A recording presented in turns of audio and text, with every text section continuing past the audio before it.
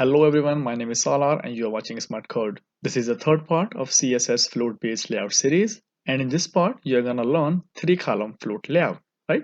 So a 3-column layout generally consists of a main content area in the middle, like the blue area you see on the screen is a main content area, and a sidebar on both the right and the left sides. Right, so using float you can get this kind of layout very easily, and there are two or more solutions to do that. For example, solution number one is you can float one sidebar to the left and one to the right, and the main content fills the space automatically between the sidebars. So in this solution, you set only width to the sidebars and float them, right?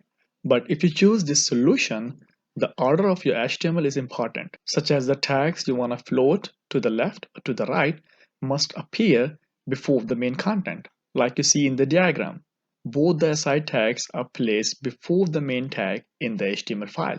Now, another solution to get the same result is you can float all the columns. For example, you can float a sidebar to the left, main content to the left, and a sidebar to the right. So left, left, and right is a very common float order that we use to create 3-column float layout.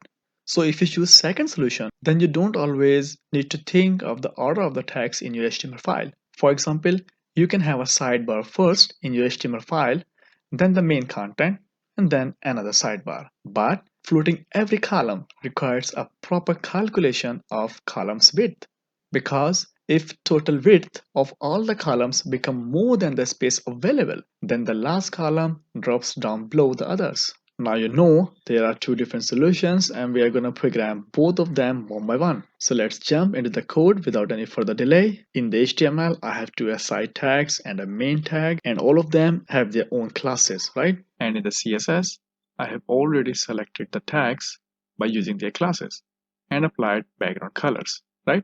So let's program solution number one. We will float an aside tag to the left and another to the right. But before we apply float, we need to set a proper width to both the side tags. Let's say each of them is 20% wide.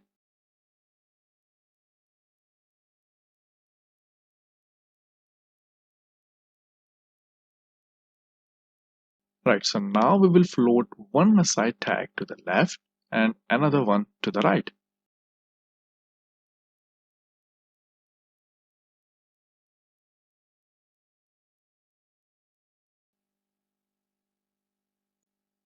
Let's now check the result in the browser. And there you see, now we have two proper columns, and the main content or main tag has taken up the free space and surrounded the floated tags, right? Now, one final step is apply left and right margin to main tag.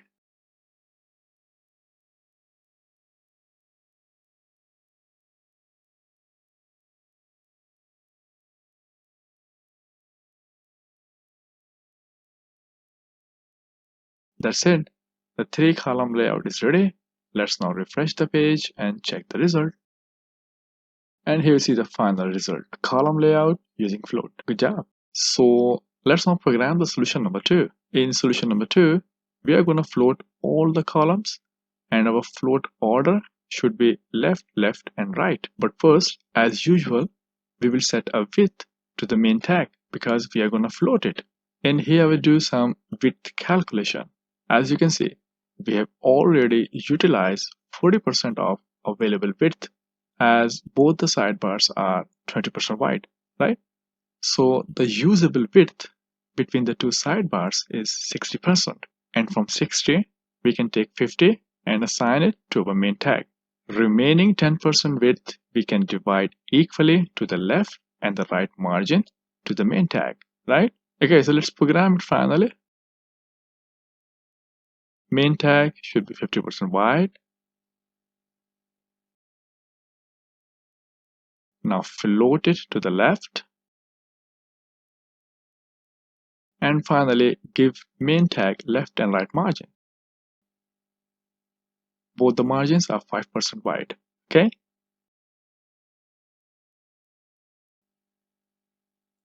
So now our code is ready and we're going to check the output in the browser. And there you see no change in the output, right? That means our code is working. So now you have learned how to create 3-column layout using float. Practice it yourself, and in the fourth part, I will show you how to apply float within float. So stay tuned and thanks for watching this tutorial.